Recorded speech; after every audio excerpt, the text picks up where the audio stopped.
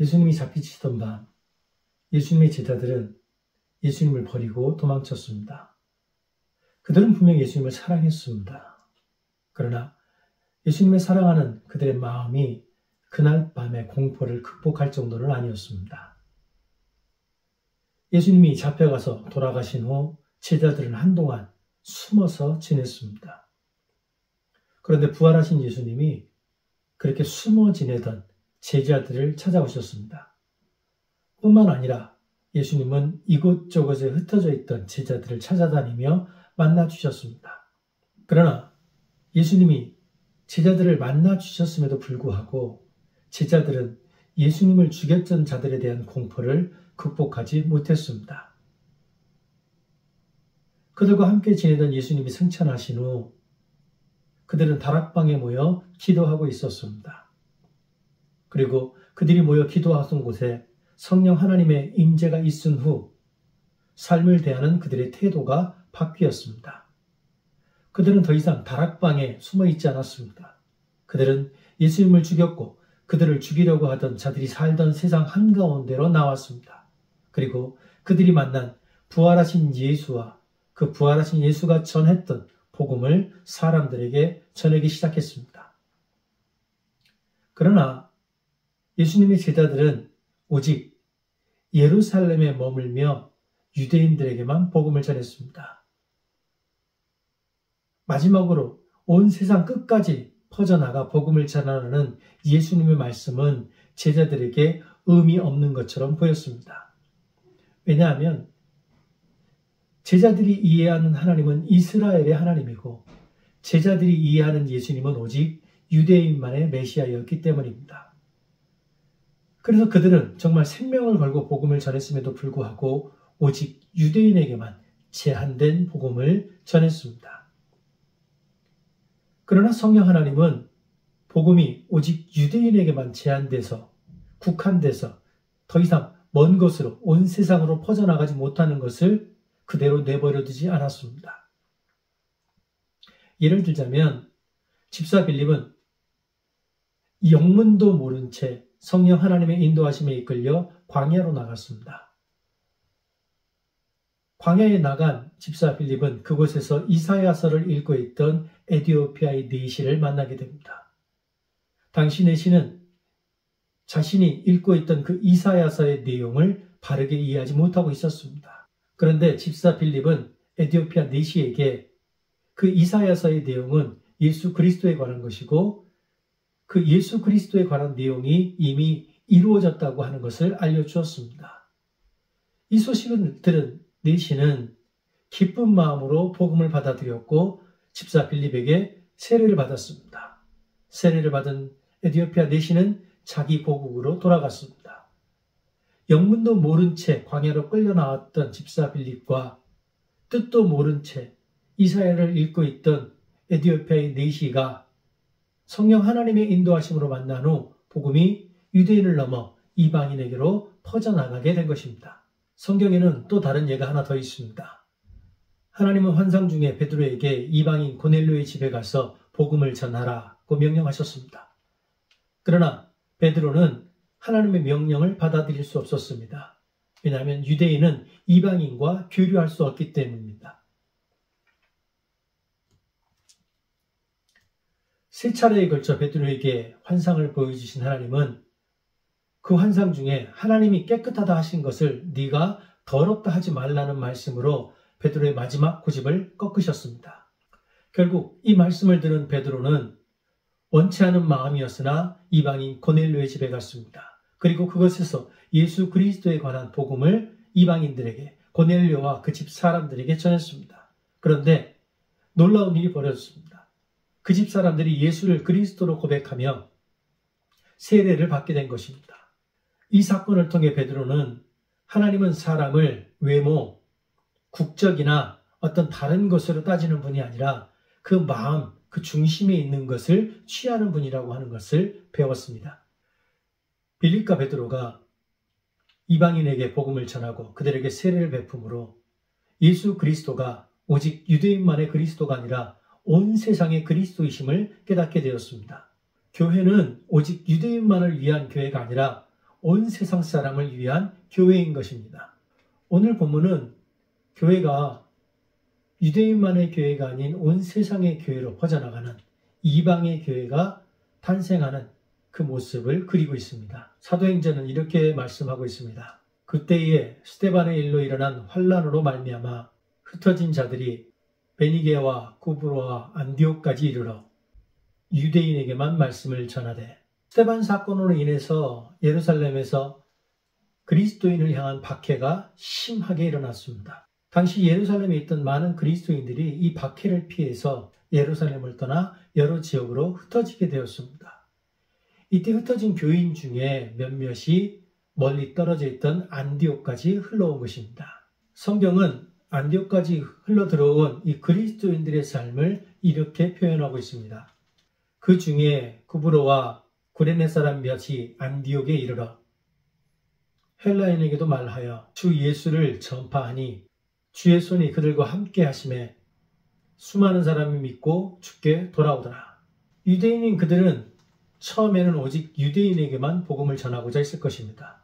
그러나 공개된 장소에서 복음을 전하다 보니 유대인이 아닌 다른 사람들도 복음을 듣고 그 복음에 반응하는 사람이 생겨났을 것입니다. 복음을 전하던 자들은 그들이 차마 유대인이 아니란 이유로 그들을 교회 밖으로 몰아낼 수 없었습니다. 안디옥 교회, 이방인의 교회는 이렇게 생겨났습니다. 안디옥 교회는 예루살렘 북쪽 480km 지점 정도에 위치한 수리아 안디옥에 세워진 교회입니다. 로마 역사가 요세푸스의 기록에 의하면 당시 안디옥의 인구는 약 50만 명 정도였다고 합니다. 그런데 현재 터키에 있는 이 안디옥 지역의 인구가 30만 명인 것을 감안한다면 당시 안디옥은 매우 번성하고 많은 사람이 모여있는 도시였습니다.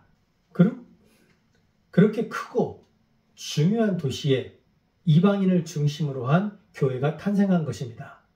그리고 이 교회는 후에 이방인 선교의 중심을 감당하는 교회가 되었습니다.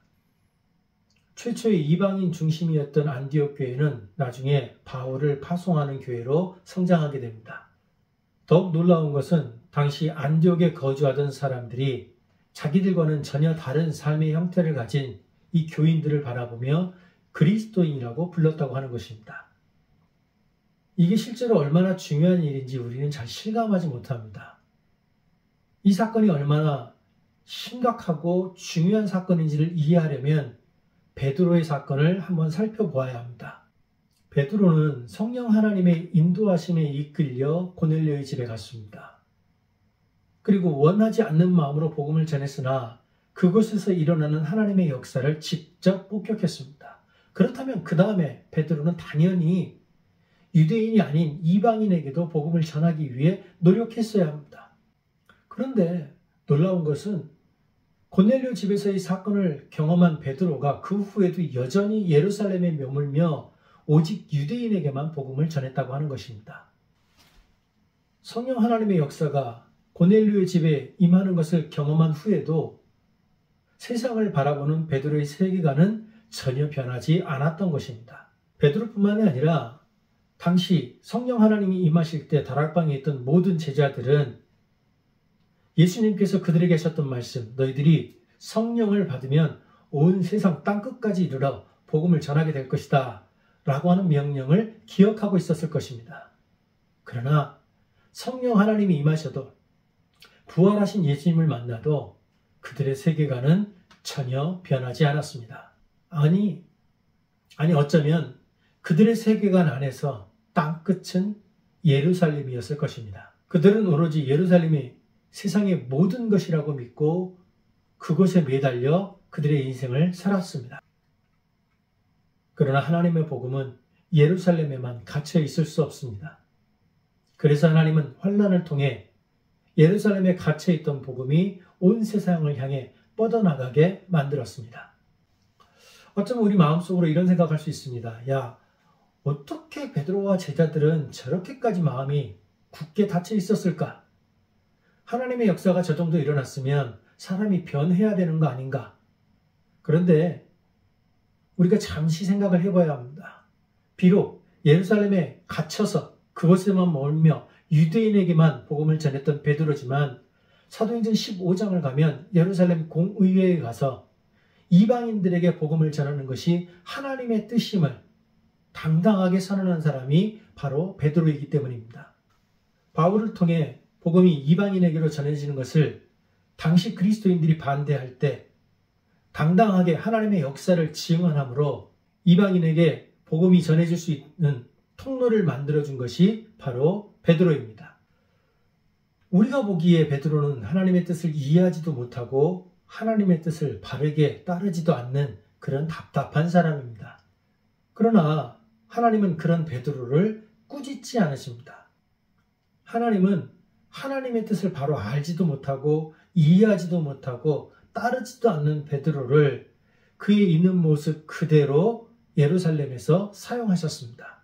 왜냐하면 베드로는 비록 자기 좁은 세계관에 갇혀서 하나님의 뜻을 이해하지 못했지만 그럼에도 불구하고 그는 하나님을 사랑했기 때문입니다. 비록 지금은 이해하고 있지 못하지만 하나님을 사랑하는, 예수님을 사랑하는 베드로의 마음이 베드로를 조금씩 변화시켜 나갔습니다. 베드로가 비록 그의 좁은 세계관으로 인해 하나님의 뜻을 제대로 이해하지 못했지만 하나님은 하나님을 사랑하고 계속해서 하나님과 함께 하려는 베드로와 늘 함께 해주셨습니다. 비록 베드로가 자기 좁은 세계관에 갇혀 살았음에도 불구하고 오순절에 그가 전한 예수님에 관한 복음은 진실이었습니다. 베드로가 비록 자기 좁은 세계관에 갇혀 살았음에도 불구하고 복음을 향한 그의 마음은 진심이었습니다. 비록 베드로가 자기 좁은 세계관에 갇혀 비유대인을 차별한다는 이유로 바울에게 꾸중을 들었음에도 불구하고 네로의 박해가 한창이던 AD 68년경 베드로는 로마에서 복음을 전하다 죽임을 당했습니다.